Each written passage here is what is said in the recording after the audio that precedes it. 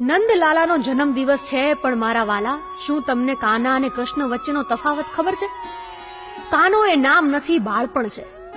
સમજદારી પહેલા જીવેલી જિંદગી, એનું નામ કાન, અને સમજદારી અને જવાબદારીના બોજનું નામ ઈ કૃષ્ણ.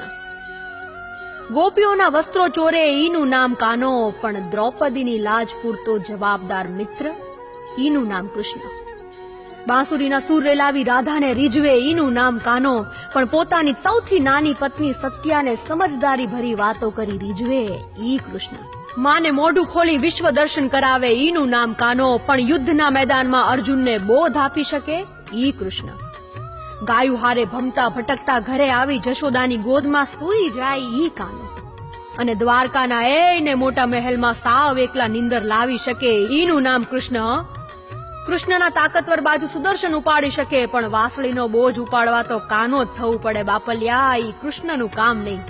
તો આવા ચોકલેટી બોય કાનાથી લઈને સ્વેગર સારથી વાળા જોરદાર કોમ્બિનેશન ધરાવતા નંદના લાલને આરજે દીપાલી અને ટોપ FM તરફથી જન્મદિવસની ખૂબ ખૂબ શુભેચ્છાઓ, ખૂબ ખૂબ શુભેચ્છાઓ.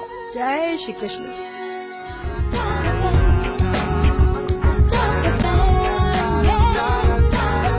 जब सुनो टॉप सुनो.